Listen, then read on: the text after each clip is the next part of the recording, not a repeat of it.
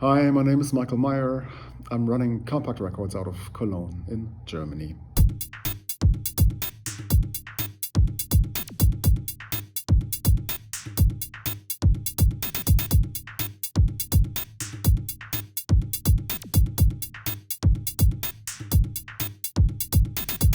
Well, '93, you must imagine, Germany was in the like the UK. It was in the middle of the revolution.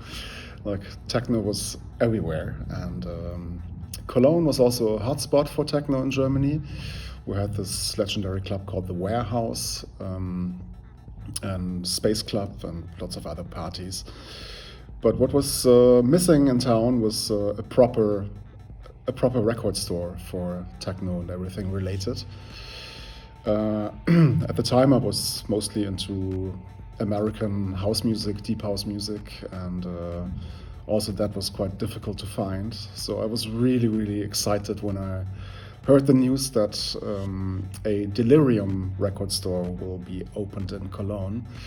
Delirium was originally based in Frankfurt, and next to Hardwax, it was considered as being the best record store in Germany. So I was really excited, and I was practically waiting in front of the door for them to turn the key around on the first day, 1st of March in '93. And then when I entered the store, I was like shocked. Like there were like 3 plastic boxes with records on the floor. It was all hardcore acid. There was one box with fax records, ambient music, and I think some Force Inc. techno stuff, but nothing else. I was like, damn. Like, I started talking to the guys that were standing behind the corner, like 4 of them, 4 with longer hair, and 1 shaved. And I was like, oh, they look funny, so let's talk to them. So I started asking all kinds of questions. Why don't you have Derek Carter? Why don't you have this and that? And where's the house music? And like, come on, like this town needs a good record store. And they were just looking at me with big eyes. And they said, yeah, we're all producers. We're not DJs. We don't really know other people's records. I was like, that's a weird thing, like to open a record store when you're not really interested in other people's records. Yeah, so we started to talk, and we instantly liked each other somehow, and it was evident that they need some help with the buying for the record store. So they just tossed me the distributors list and said like, yeah, make your crosses, whatever you want, we'll order it. And 2 weeks later, I got employed. I became the buyer for the record store. And 6 months later, I invested my grandmother's heritage, 1,000 Deutschmark at the time, which is about 500 euros now. And I became a partner. So that's how that happened. Well, after the initial opening in '93, the record store opening in '93, we quickly started running several labels out of the house, and Cologne more and more became this hotbed for electronic music. Like starting a label was a bit like driving a motorcycle in the '80s. It was just the thing to do, and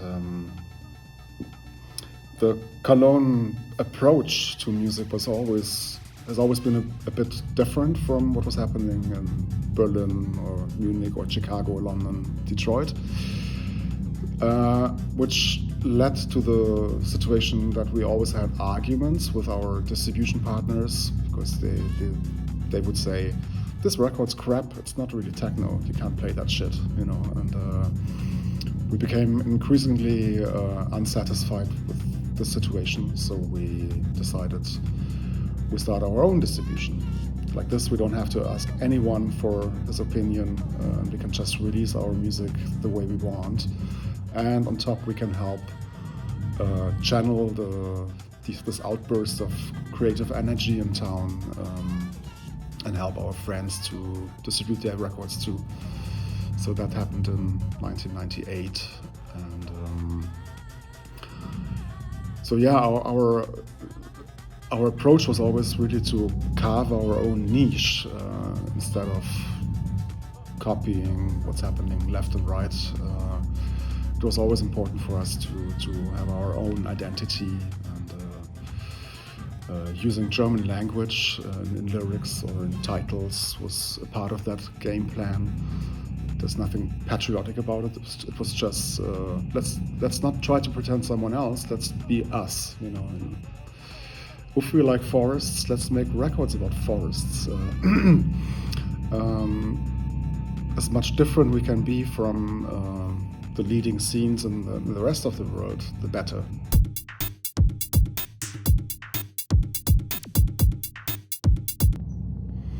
Yeah, you can separate Kompakt's history probably in 3 to 4 phases. The first one was the very close-knit one, where we just worked as a collective and didn't really bother to invite other artists, or we didn't get demos at that time anyway, so it was an easy choice to just release our music. It happened quite quickly, let's say after 2 years of Kompakt, after the record label started, there was this influx starting of demo tapes and CDRs. And that's when Kompakt started becoming more international. It was never our plan to run the label only for us. It was just we didn't have anything else.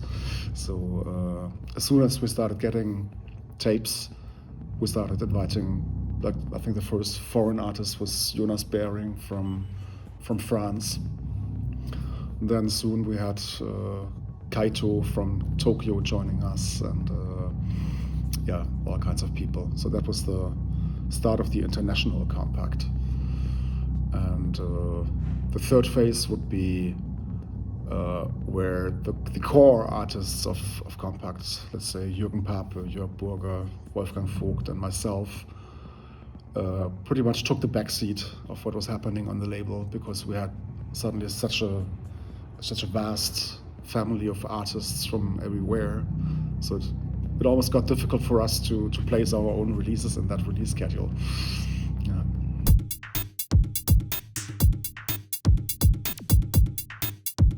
I think in the early days it was much easier, or the chance that we would sign an artist that sends a label, a demo by CDR or on tape would have been much higher than nowadays. Like nowadays, I get about 100 demos a day digitally.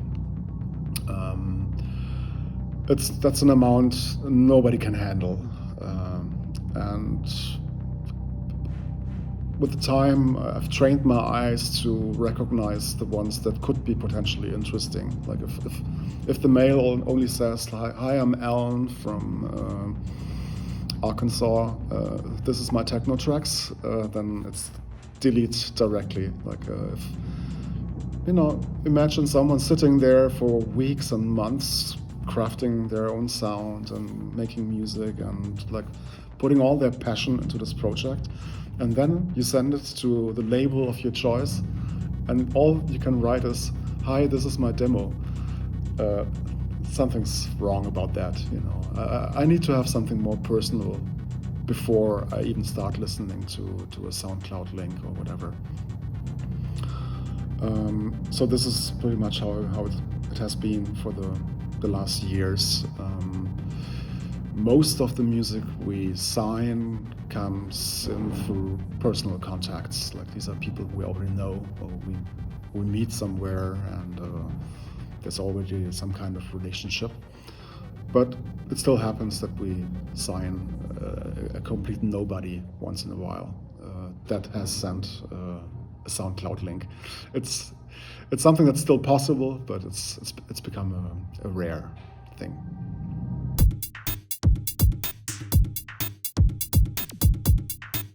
Well, total compilations are always a mix of, it's like a best of the preceding year, and then there's a bunch of exclusive tracks that are also released on vinyl separately. The way I go about it is, I'm a DJ, so in opposite to the largest part of the record industry that would always tell you put the hits first, I would always create these compilations more like a DJ set. You know, I want to have a nice listening experience, and I don't like it in a club when a DJ starts playing banging techno as the first record, and same goes for compilations. I think it's nice to have an entry point, and then things get a bit harder at some point. So there's this, yeah, it's pretty much organized like a DJ set.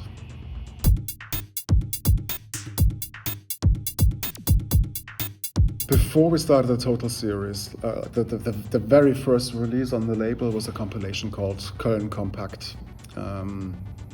That was our starting point, and on that compilation we gathered music from our neighborhood, basically, just to show the diversity of sounds happening around us.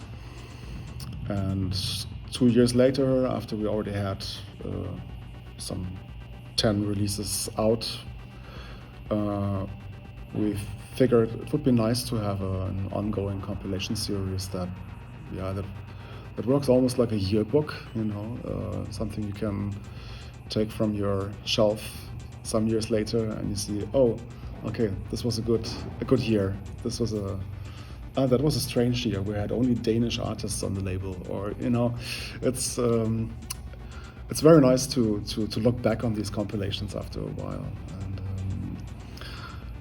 yeah, it was from the beginning. It was meant to be this annual roundup, also mainly for people that are not following our high output of EPs and 12 inches, because in high times we release a single a week, and it's really difficult to keep up with our output for someone that's not professionally a Kompakt fan. Happily sacrifice star acts we have on the label, you know, that sometimes they come last on the compilation. It can happen. It's all about the listening experience. I don't give a damn about status or stardom, you know.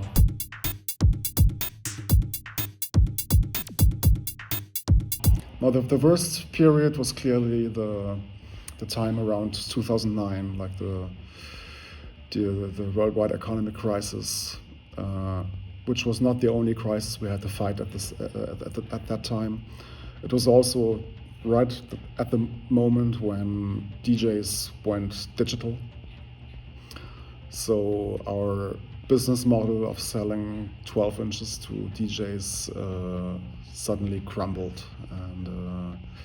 and at the same time piracy came up, and so that was like 3 huge problems for us, and it took us a moment to adapt to the new realities. It was like really like we had very sad moments here, because we felt like, okay, this culture is just being completely dismantled right now, and obviously that wasn't the case, but it was a painful experience all in all, and to know that like the piracy issue, the lack of respect for artists and towards music is really something that shocked us. We didn't expect it to be that strong. I can understand if someone's living somewhere in a country where, you know, you don't have access to a record store, and maybe you don't have a lot of money in your pocket. So I understand that these people just take music that is there. But for any self-discerning DJ that's making money with playing other people's music, I think it's a shame when you don't pay for the music.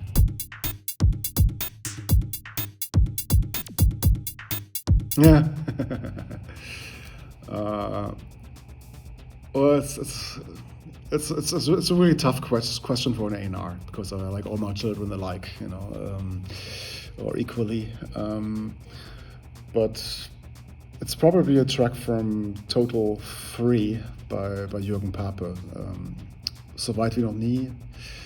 It's a song that's sampling a German Schlager song. it's very, you know, it's a very particular breed of it's house music somehow, but it's so genuinely not like American house music, and uh, and it's indestructible. Like I've been playing this song for like since its release, and it's for me it's probably the best compact track of all times.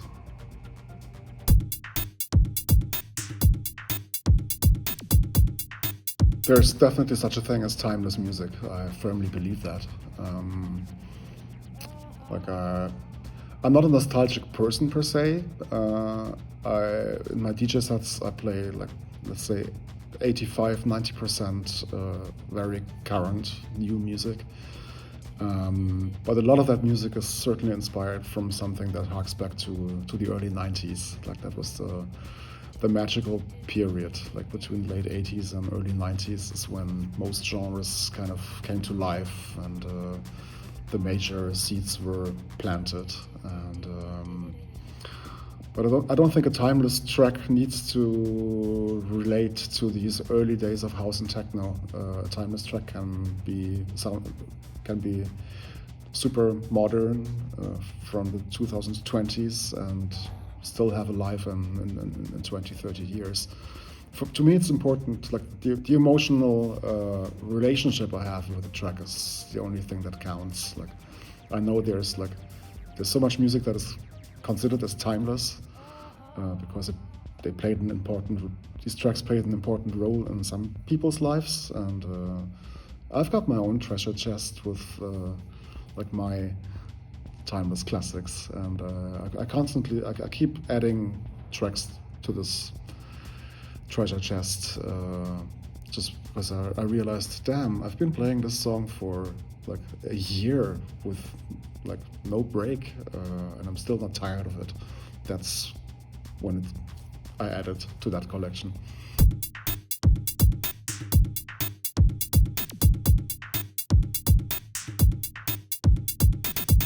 You were watching RRP TV with Michael Meyer. Thanks for listening and watching, and don't forget Total 20 will be out on August 28.